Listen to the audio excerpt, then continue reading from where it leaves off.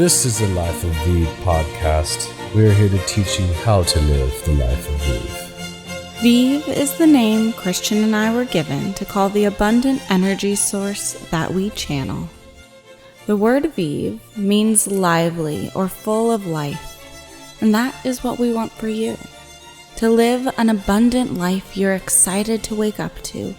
And so, after channeling Vive for over 7 years, we thought it was about time that we start sharing the wealth.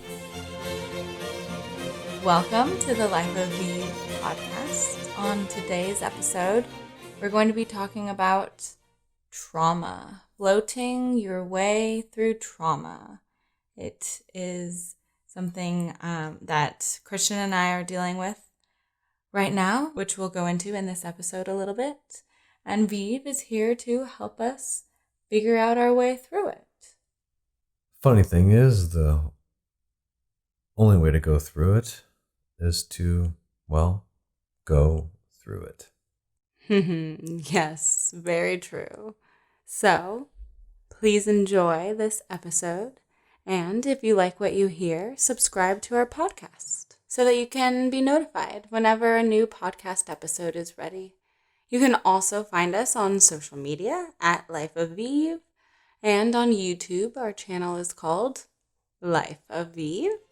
And then our website is also www.lifeofvive.com. We also love hearing from you guys, so please leave us a comment or send us an email at info@lifeofvive.com. Thanks for listening.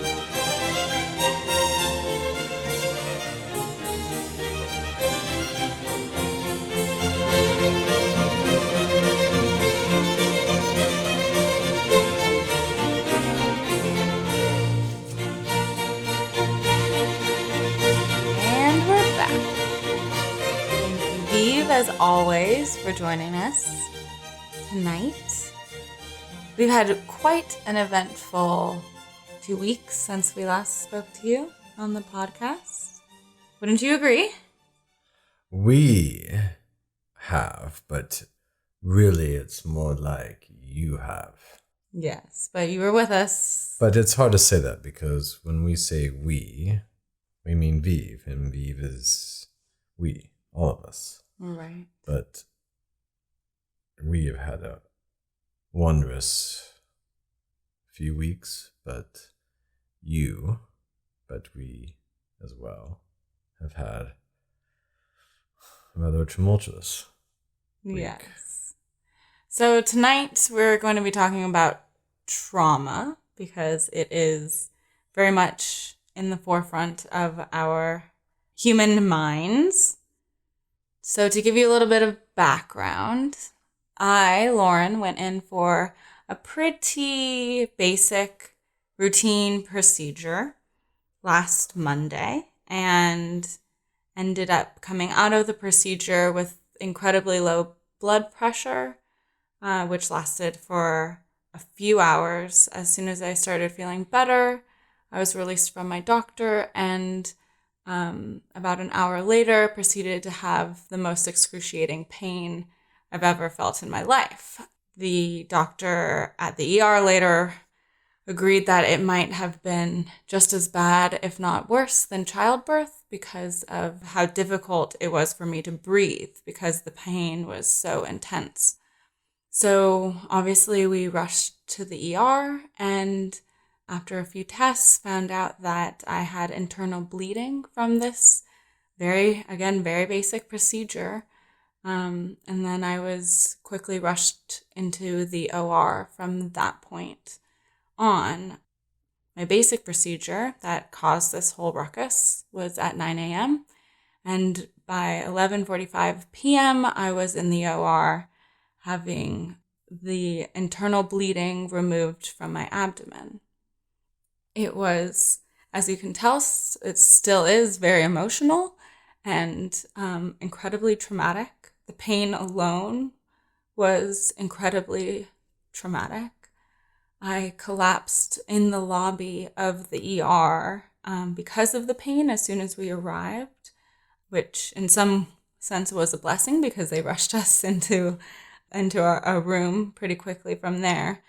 But we didn't know what was going on for a little bit. And even when they did find out that there was internal bleeding, they didn't know what they were going to find when they opened me up. So, obviously for me and for Christian, it was very scary. Luckily, as soon as they opened me up, they found that the internal bleeding had stopped on its own, and all they had to do was remove the blood that had piled up in my abdomen, which was quite a lot. It was about 1.5 liters, which, if you know an IV bag, if you ever have had to have saline or anything like that, an IV bag is about 1 liter. So imagine 1.5 of those in my 100-pound body, just floating around in all my organs.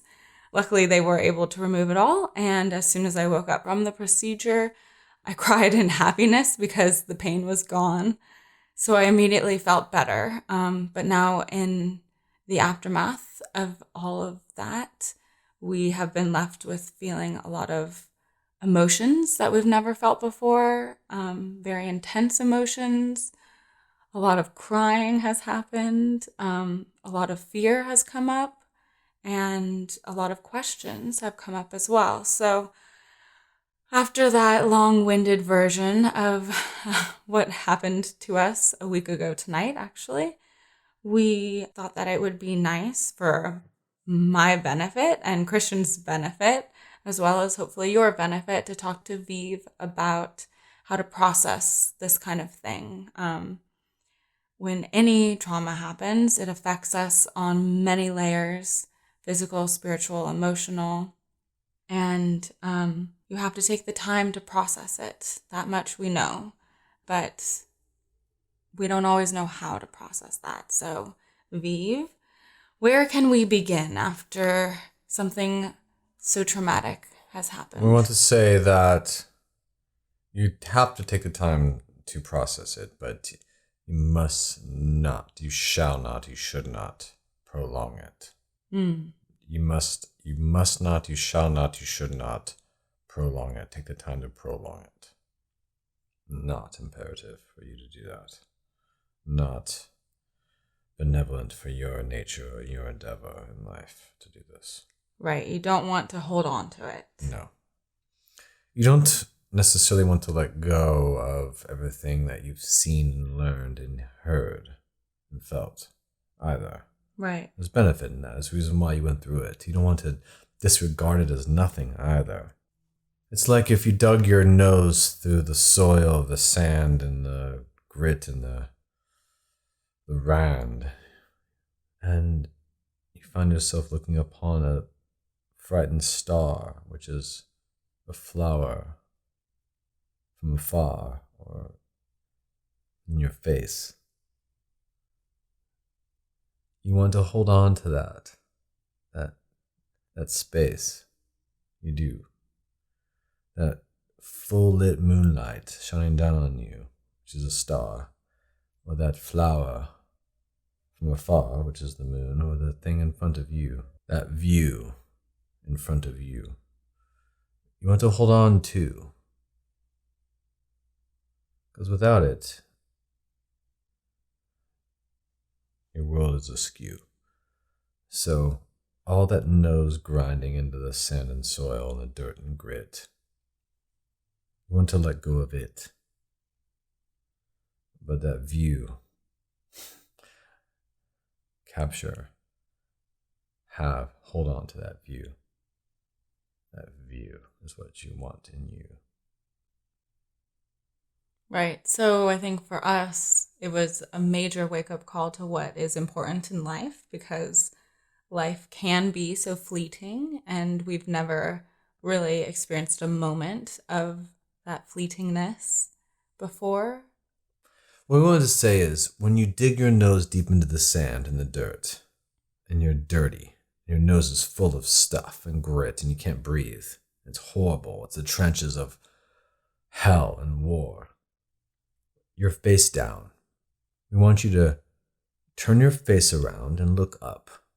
And that view is what we want to hold on for you. Wherever that view is, whatever that view is, we want you to hold on for you, to you. Right. And I think it's interesting that you use the word view because experiences like that change your perspective on how you see the world.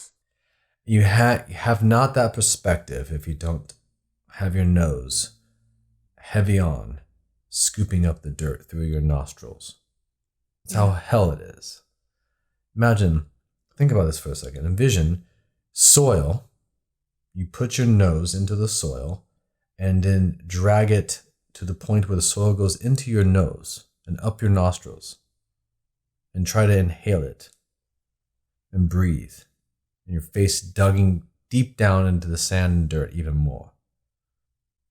It's horrible. Mm-hmm. It's a horrible thought. Don't think pretty soil either. It could be pretty soil. It could be luscious, organic soil you buy for beautiful roses and flowers. But what if it's sand and dirt and grit and gross, dirty nature of what sorts? Who knows? And rock. When you look up, you turn your head around, stop, turn your head around in 180-degree view. What do you see inside of you?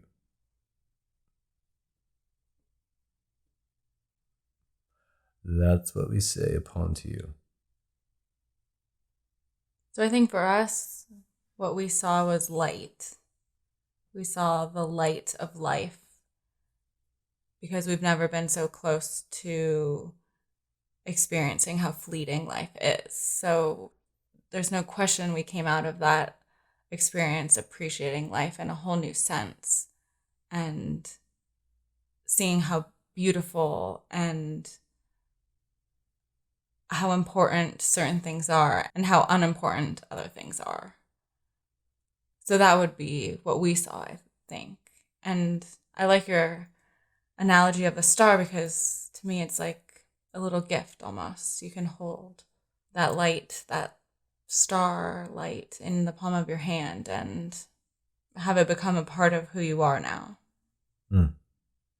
It's a progression. Imagine that full moon shining bright in a dusk evening where the sky is twilight, and even beyond that, where it's almost dark, but there's still a little bit of a blue hue.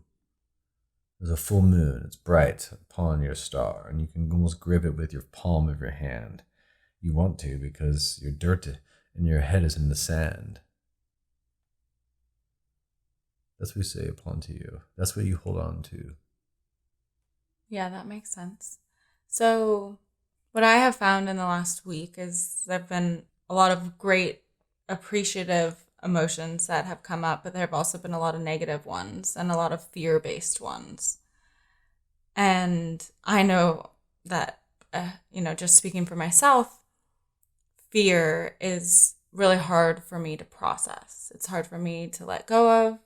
I don't usually let it stop me from doing anything, but what I choose to do instead is just to hide it under the sand, under the dirt. So what can we do to process that fear and negative emotions and release it without just hiding it under the dirt? Well, it's tricky because your head is in the sand. That's where your mind is trying to reprimand. So your head, human head, not spirit, but your human head is trying to say to you, you don't ever want to do that again. It's natural. It's human nature and instinct. Right. You don't ever want to. Do you think right now that you want to do that again? No, God, no. Right. I don't want to even come close to anything like that again. Every bone and cell in your body will say, no, we will not let you do that again without a fight. And that's what this is a fight. So it's fight or flight, and it's fight or flight in the old scientific term, but actually it's both. Your fight is the fight that you have to get the dirt and the sand is what gave you the flight in the first place. Not the fight, but the fight is trying to stop you to prohibit you from having that sand in your nose and face. But what happens is it gave you that flight, which is the flight is the rose in your palm. The star. Star from afar. And that's, your human mind cannot really fathom.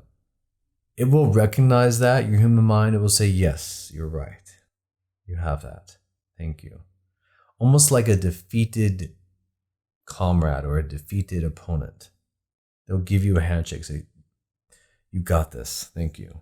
But it wasn't without a fight. And they will never want to give that to you again, is what your human mind is trying to say. Meaning, don't you ever put your nose down to the sand again.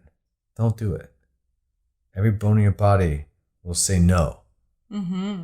But when you turn around and you look up, and that view, that speculative space that you have when you look forward, upward, it can never give you that, your mind. See, that's altruistic from the universe. It's a gift. Jesus spoke of this. Buddha speaks of this. It's all a gift. Your mind can never do that. It can only say, nay, hey, do not do that again, because we could have died. But you wouldn't have died. That's the spirit recognizing the moonlit palm in your hand. That never dies. That's eternal. But the mind would have died, possibly. The body. Yes. So there it is. It will never want you to do that. Right. Ever. It has its own agenda. And it knows its time is short. It knows its time is short. It will soon end. So then what do we do? How do we fight against that? What do you do exactly? No. Your mind is your body is your mind, and its friends. Your friends. You have an everlasting covenant with your mind and body. And your soul is everything that makes up in between. Sort of your spirit and your mind and your body is your soul. So you have an everlasting covenant with it. It's a binding term in love. So no, you don't want to fight with your love. Would you ever want to fight with your love? No, never. No, never. You love your body and your mind and your soul and your heart. How do you trust your body and your mind when you know your mind is trying to protect you from something that you don't necessarily need protecting from, or when your body fails like that? You always do want to listen to your mind and body, because you don't really want to end your mind and body right now. It is out for your behavior as well, right? You don't really want to put your mind and your forefront of your everything into the dirt and grit and sand. You don't really, if you don't need to do that, why would you want to? Right? Yeah. It makes sense. So it has knowledge there. It's learned from eons of cave dwellers, and beyond that, it's passed down from generation to generation. Your genetic being, your molecules, your atoms, they're all passed down. It's all knowledge. It's learned not to do this. Mm-hmm. So it's there for a reason. It can't understand, but it will take part in the reward of the everlasting life, which is the God, the Allah, the fearsome benevolence of the moonlight and the sun, this bigger grandeur. It will take part and delight in that. But it will not let you get there through plight. It will have to be tricked. Not even tricked, surprised. So how do you surprise? You were surprised. You would never have gotten there voluntarily. No. Sometimes people do. They only jump off cliffs and whatnot. But it's still a fraction. That's a fraction what they're getting. So then you're saying you have to just rely on the surprises the universe has in store for you? It is rolling with it.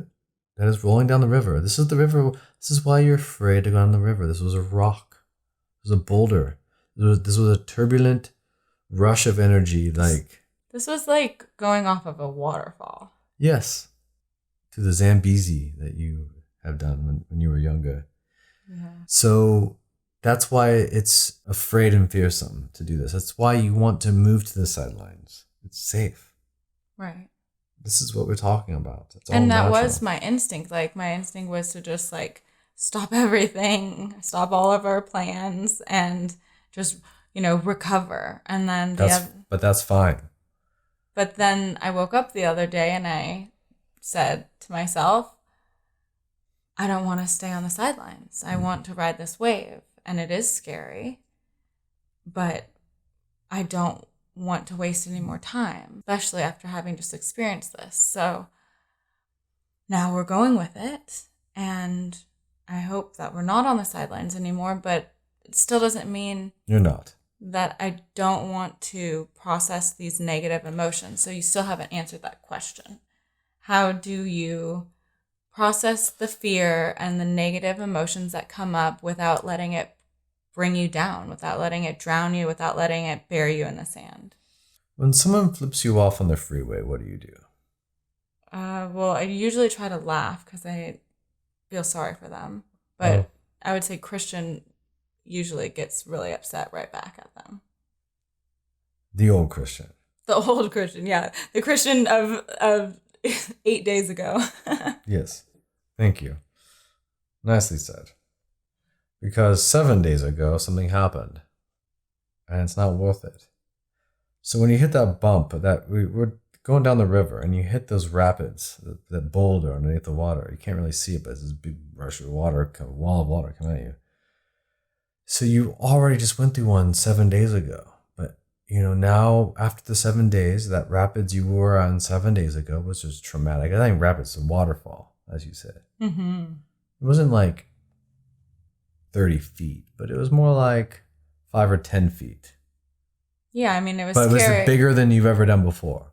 Yeah, and it was scary enough for the doctors to say that they're going to be prioritizing my life. 5 or 10 feet could hurt someone permanently. Yeah. So yeah, it wasn't just a boulder. It was you fell. Yeah, I mean the doctors were concerned about keeping me alive. That was really scary. And mind you, that we have to add, we have not revealed this, or Christian has not, but since he had done some stuff in emergency medical situations, he realizes that lingo, what they say, and he realizes what happens. People in that way, which is people do go into the hospital and they don't come out. He knows this. Yeah. That's why he was very frightened, because he knows that people go in and they don't come out. There's a bank underneath the hospital for dead people that don't make it through the surgeries. Which is why it was so hard for him to look at my bag of belongings. Yes. Because he didn't know if I would claim them. Right. Happens all the time. Yeah. Doctors kill more people than anyone knows. And he knows this. Yeah, so it was a waterfall. It was a waterfall. It wasn't a 180-foot waterfall. No, it wasn't. But it was a waterfall. Shocking waterfall that no one expected. It wasn't on the map.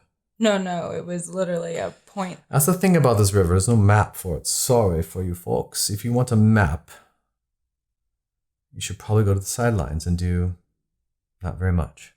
And just in case you have not listened to some of our previous episodes, we highly suggest you listen to the ones before this. We do, because we talk a lot about this river of life and what happens when you step aside and watch from the sidelines versus take an active role in your life and jump on that raft and go down the stream. As Abraham says, you're on the cutting edge of creation. So there are no maps. And the cutting edge of creation, meaning you are on the raft, going down the river, guiding your way around and sometimes through and over rocks, boulders, waterfalls, and the like. But it's also where the magic happens. The magic does not happen from being It's where the view happens. Well, you would say that a bystander on the sidelines has a view. But I guess they have the same static view. No, you have the view that no one else has, which is the moon in your palm of your hand with your dirt and the sand. Yeah. That's the view we're speaking of. Do we always have to have ourselves in the dirt in order to see the moon or have the star in our hand? But you would never have seen it without it right now. You would have never have seen it. You're probably right. Yes. I mean, we have a very drastically different view of life right now than we did 8 days ago. Yes.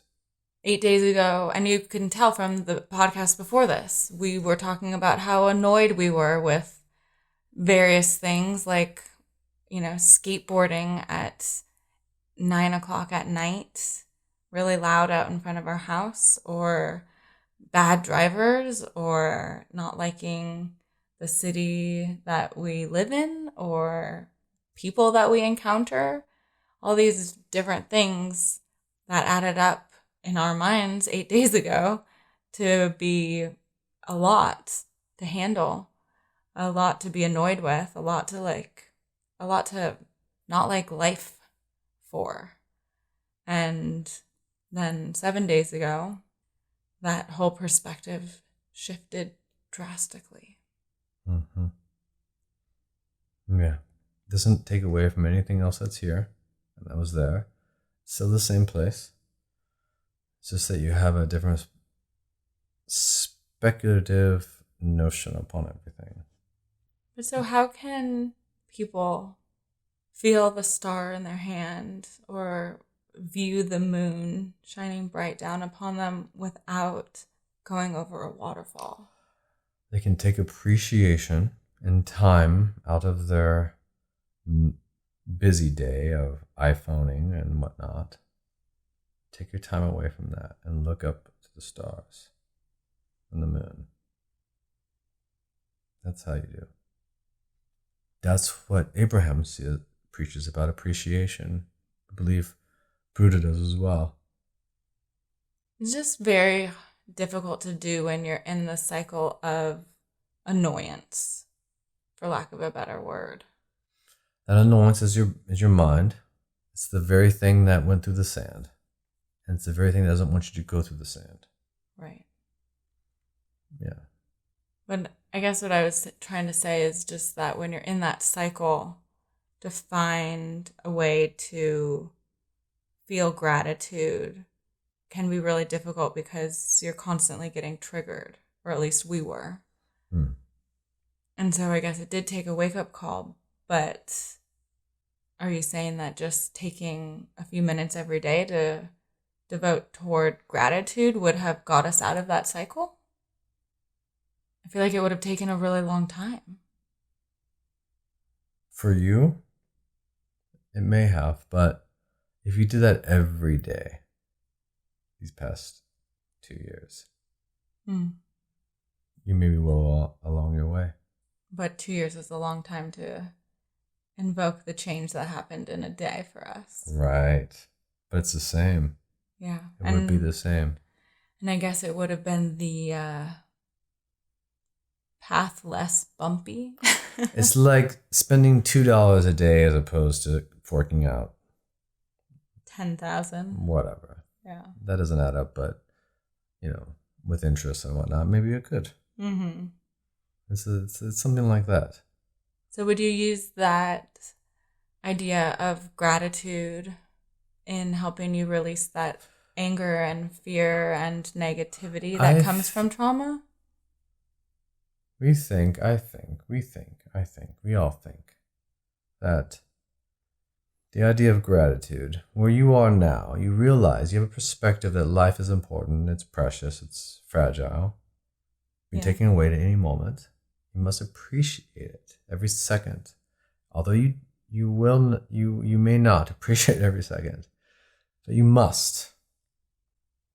And in that, if you realize that, which you do now, but the key is to remember that. Yeah, it will be key to remember that. But also the key is to know that whatever that means to you, listening, whoever you are, what you appreciate, if you take time out to appreciate it like a ritual, like a lesson, instead of taking a lunch break, which you should, but like taking a 5-minute break, take an appreciation break or time out. Mm-hmm. Take one of those and realize what you're grateful for. You won't have to do this. Because if you want to get to that gratitude level and you don't do that, guess what? You're going to get there somehow. And it may take trench digging. Yeah, because I realized actually as you're saying that for probably 6 weeks every morning I had been writing down right when I woke up 3 things that I was grateful for leading up until, last week. So I guess the ball had begun rolling, but it needed a push. You have a different perspective now than you did before, completely. But you always knew it, but you have a different perspective. It was your soul calling. Yeah. You needed it. I guess that is the silver lining in all of this is that It's a gold lining. Okay, the gold lining to all this. Gold, not goal, GOLD. Yeah, the gold lining to trauma is that usually you come out of it with a whole new perspective on life. And usually it's a more open and loving perspective, I would venture to say, than before the trauma. As long as you can let go of that negativity and fear and not hold on to the trauma or the sand. You gotta look up. How we can say to get past the trauma is that waterfall was some odd yards ago, feet and miles ago, because now you're down the river more. Mm-hmm. You took a little bit of it's been kind of mellow since then, has it not? It was a big waterfall, and then it's kind of been a little bit peaceful, and you can go, wow, that was really nutty and crazy. We could have passed away in that waterfall, but we didn't. We're like floating now. It's been really soft, right? Yeah. Has it not been soft? Yeah, thank God. It's been very soft. And that happens usually after waterfalls. It's very calm. Yeah, it's true. So that's where you're at right now. But guess what? There's going to be more waterfalls. There's going to be more waterfalls. There's going to be more turbulence. Mm-hmm. That's how you get over it. There's more to come. You just keep going. There's more rocks. There's more turbulence to come. So you get over it. You're like, you can't hold on to that because you got more to attend to. Mm. It's kind of funny. Yeah. Actually. I guess that makes sense. If you were just to be still for the rest of your life, you would torment yourself from the thing that happened before. But guess what? You're not special in this. It's going to happen again. So there's more. And just like, oh my God, okay, like another laugh. Like another thing, oh my God, you're going to become a pro at it. Mm. That's how you get over it. There's more to come. It's not done. And you will become a pro. If you go to the sidelines and do nothing and you just wait there, you will torment yourself. And that is worse. Because you won't be a pro. You'll be an amateur, a weakling amateur. And you will torment yourself about the thing that happened before. Because your head will still be in the sand. And you'll be stuck there. Right. So yes, take the time for the view. But keep moving. Well, there's one coming up. Yeah. Another boulder coming up. Go and hit it. See if you can surf it this time. See if you can play with it. And say, haha, I'm going to swirl around you really fast and do a new trick that no one's thought of before. Right. And then it'll be in a magazine. Look what this person did. It was a trick. Like a surfing maneuver on a wave, or a skateboard, or a ski, or tennis racket, or something. Mm-hmm. Think of it that way. Isn't that all that it is? Isn't it all that everything is? Is another tennis racket hitting a ball a certain way, or a ski maneuver, or this wave comes in and someone does it right. They surf it correctly, and it was impossible for, but the person had to take 500 million thousand falls and underwater and turbulence before, and now they got it. The magazine shot of the future of the cover, right? Yeah. That's what it is. That's how you move on from it. You move on by moving on. You move on by taking on the next one. Mm-hmm. Have your time, but move on. Meaning, just let it come. Yeah. Don't stop it. Well, that helps. Thank you. Je vous en prie. Et mon plaisir. We adore you, darling. As of all of you out there speaking, listening. Well, thank you so much. I appreciate it. I hope our listeners appreciate it. And we'll see what's in store next time. Never know, because you are on the edge of creation. Love that. Maps are being created behind you. Maps in history. History is just a roadmap of time. There you go. Okay. Well, We are Vive and we are here with you. We're grateful for you to be here with us tonight, this evening, or this morning, this afternoon, this millennia. Who knows when or where or who you are to see this and partake in this, but we say merci à vous, dankeschön, shishe, adios. shalom, toda rabah, which is Hebrew, arigato, domo arigato, grazie mille, buonasera, ciao. Ciao.